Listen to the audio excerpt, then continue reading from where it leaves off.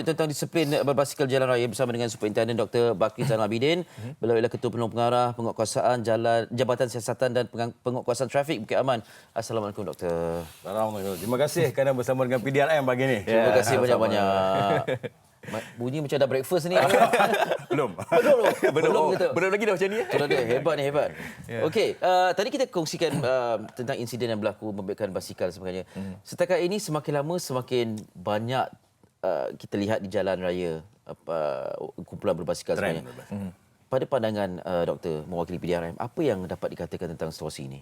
Okey, tadi sebenarnya saya teruja dengan ayat tadi itu, meracun. Okey, baik. Itu meracun kumpulan sebenarnya begini, saya meletakkan satu penanda arah bahawa aktiviti berbasikal ni sebenarnya memang baik untuk kesihatan dan juga pergerakan badu. Tetapi jabat PDRM sebenarnya bukanlah agensi yang menghukum macam ayat tadi kan. Kita sebenarnya cuba mendidik pengguna jalan raya supaya mematuhi peraturan jalan raya demi keselamatan dia yang menunggang dan juga pengguna jalan yang lain. Ini isunya. So, apabila diviralkan, dan kalau kita nak quote satu viral yang saya rasa agak menarik lah. Buat jenayah salah, naik basikal salah, lebih baik duduk rumah istap tot kan. Maknanya dia melihat bahawa PDRM ni sebagai satu agensi ataupun penguatkuasa ni dengan tujuan untuk cari salah saja. Kita bukan. Kita mendidik saman-saman yang dikeluarkan, tindakan penguatkuasaan yang dikeluarkan untuk mendidik. Dalam konteks berbasikal ni, saya rasa disiplin diri penunggang basikal itu penting. Disiplin diri. Dia kena menentukan bahawa dia berada di satu posisi dan kondisi yang baik untuk berbasikal. Dan dalam masa yang sama menentukan segala peraturan, segala peraturan undang mesti dipatuhi. Ini yang kita nak tekankan di sini bahawa kita tidak melarang aktiviti berbasikal, tetapi ada had dan hak yang mesti diambil melibatkan pengguna jalan yang lain. Kerana dalam konteks basikal dia tidak dikenakan cukai. So sebenarnya untuk berada di atas jalan raya, satu kenderaan itu mestilah ada lesen, dicukaikan. Ada struktur yang membenarkan dia di atas jalan raya. So itulah dalam asasnya, dalam konteks berbasikal ni, itu cerita yang kita sebutkan. Jadi bila kata dikecualikan daripada cukai itu, tidak sebenarnya dikecualikan daripada undang-undang lalu lintas juga? Tidak juga. Tidak. Bukan mana kata kalau tidak melibatkan cukai, tidak melibatkan lesen, tidak. Sebab ada peruntukan di bawah Kitab Pengurutan Jalan yang mewajarkan tindakan diambil kepada, kalau saya kata pesalah-pesalah tegar boleh ke? Penunggang-penunggang tegar.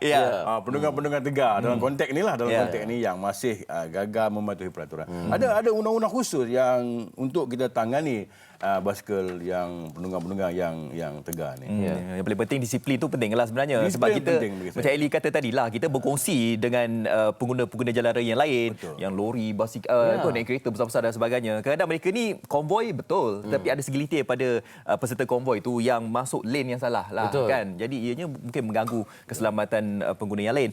Doktor, ada yang mengatakan bahawa kenapa apabila dah jadi trend sebegini rupa, dah ramai sangat orang berbasikal, barulah akan ada penguatkuasaan ni. Kenapa tak dari dulu? Sebab berbasikal ni sebenarnya dari dulu lagi dah ada dah.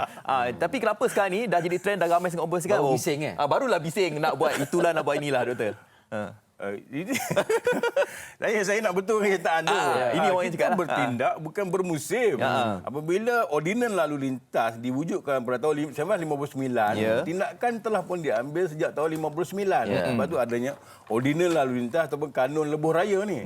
Apabila adanya bila pertambahan kenderaan yang lebih banyak akan ditukar menjadi Akta Pengurutan Jalan 1987. Betul. Ikut Akta Kepada 1/1 1987. Maknanya tindakan penguasaan itu berterusan sebenarnya, tidak ada yang disebut bermusim dan juga berkala. Kalau saya nak ambil contoh klasik, tahun 2006 saya telah pun mengambil tindakan ke atas basikal lajak di Johor Bahru, di mana aktiviti berbasikal di saya boleh lupa tempat. Lebuh Raya. Bukan Lebuh Raya, di bypass Johor Bahru, di lingkaran dalam. Itu melibatkan kumpulan kanak-kanak yang main basikal lajak tu.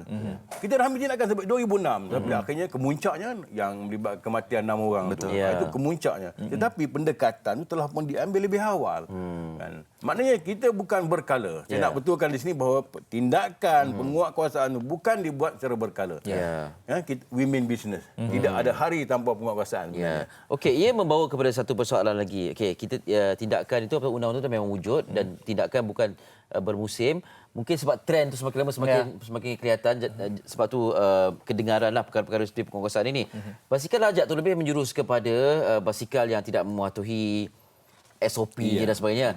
Ini katanya dah betul-betul pakai topi keselamatan dan segala gear tu ada, tapi pun kena juga. Jadi bagaimana nak mengimbangi yang basikal lajak dengan ni dua-dua salah kalau melakukan kesalahan. Okey, saya nak meletakkan persepsi begini. Kita ada hampir 32 juta kenderaan di Malaysia. Okay. Dalam konteks kenderaan yang berdaftar ni, kumpulan yang paling banyak terlibat dengan kemalangan jalan raya hampir 66% ialah penunggang motosikal. Daripada 32 juta. Hampir 113,000 melibatkan kumpulan motosikal dan hampir 66% mati. Apa yang saya nak cakap ni, semakin kecil struktur itu, dia sebenarnya lebih terdedah kepada risiko. Semakin kecil struktur kenderaan? Semakin kecil. Kalau kita lihat dalam konteks besar lori perdagangan, bas, kereta, basikal dan pejalan kaki, maknanya semakin kecil struktur itu sebenarnya semakin berisiko apabila kita berada di jalan raya. Faktor apa? Faktor kelajuan yang berbeza. Faktor kelajuan yang berbeza. Sebab itu kadang-kadang kehadiran di lebuh raya khasnya memang menyebabkan risiko yang paling tinggi. Sebab saya sebutkan tadi. Sebab itu dalam konteks kenderaan ini, saya dah sebutkan tadi bahawa motosikal paling banyak terlibatkan kemalangan dan juga kematian. Sebab makin kecil. So dalam konteks berbasikal, saya rasa kalau menggunakan di lebuh raya dengan angin yang kuat, yang kenderaan yang dipanju, kelajuan 90 ke 110, dia akan menyebabkan tidak stabil. Betul. Ini pengalaman kita. Kalau kita memandu kereta sebenarnya pun kalau berselisih dengan kenderaan berat pun kita terasa angin. Tambahan pula berbasikal.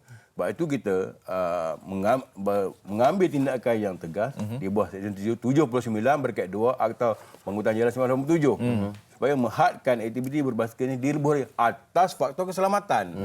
Ini isunya.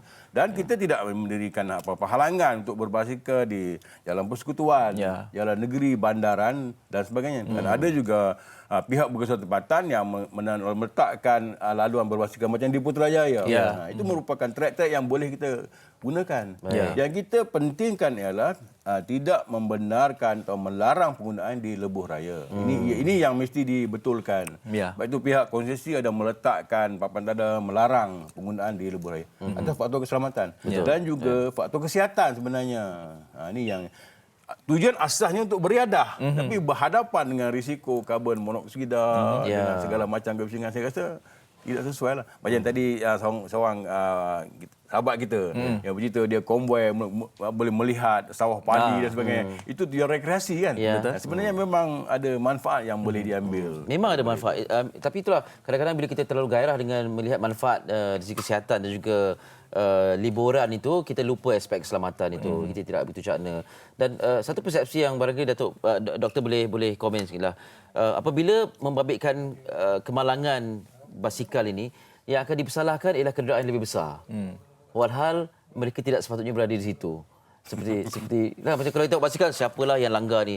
Tak kesian ke yang langgar kan? Padahal barangkali yang memandu lori dan sebagainya itu dah memang ikut dah peraturan. Itulah dia kan. Saya setujulah. Macam ada beberapa negara lain di Asia, dia menggunakan istilah lagi kecil, kalau kenderaan besar langgar kenderaan kecil, salah kenderaan besar. Tapi dalam konteks di Malaysia, kita ada peruntukan undang-undang macam di bawah Seksyen 42, memandu dalam keadaan melulu dan berbahaya, memandu dan kurang cermat dan tidak bertimbang rasa. Ini semua ni elemen-elemen pertuduhan yang boleh dikenakan juga kepada penunggang basikal dan juga siapa yang menggunakan jalan raya. Mana tidak ada berkecuali. Walaupun peruntukan tentang penggunaan basikal ni agak terhad dalam akta, tetapi sebenarnya apabila melakukan kesalahan, dia boleh diambil tindakan di bawah Seksyen 42 dan juga Seksyen 43. Ini yang kita kena betulkan. Soal salah atau tidak yang melibatkan entiti yang lebih besar dan pun kecil, sebenarnya dia bergantung kepada siasatan. Tapi dalam norm biasa sebenarnya tadi kalau kita lihat klip tadi menunjukkan bahawa dia naik di atas lebuh raya akhirnya kena langgar dan kereta itu yang saya cakapkan tadi tentang kadang-kadang kehadiran kita tu tidak dirasai oleh pengguna jalan raya yang lain.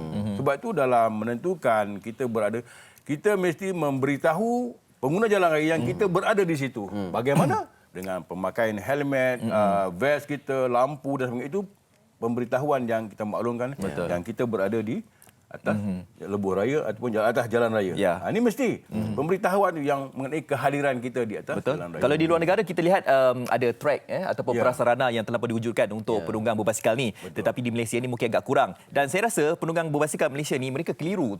Mereka keliru sama ada boleh lalu tak jalan ni? Jalan ni boleh lalu tak? Jadi contohlah kata kalau lebuh raya tak boleh dilalui oleh penunggang berbasikal kan?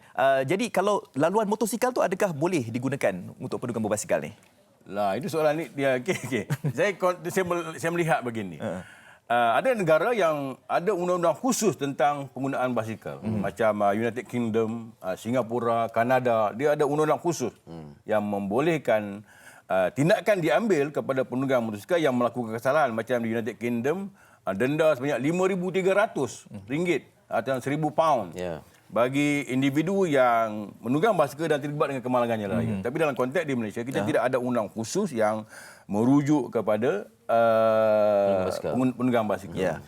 So penggunaan bukan lorong kecemasan. Lorong kecemasan kita tidak berkompromi. Lorong motosikal. Tapi itu saya cakap sebenarnya di Malaysia dan pengalaman saya sendiri naik motosikal di lebuh raya persekutuan yang memang ada lorong motosikal. Motosikalnya dipandu dengan laju.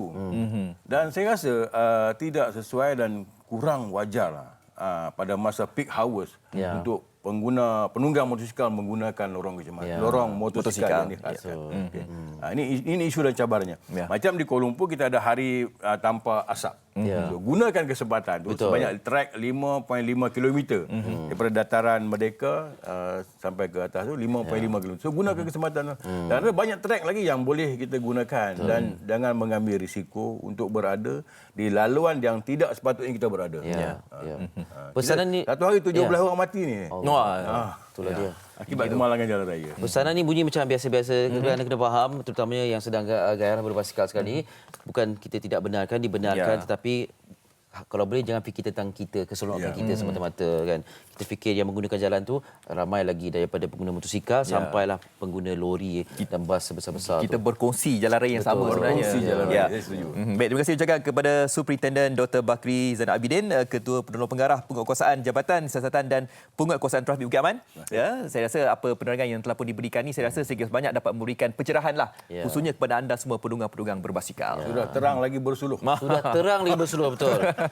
Walaupun banyak package prihatin yang berikan, janganlah guna duit itu untuk bayar denda dan kompaun ya. Betul? Terima kasih. Sayang duit tu. Okey.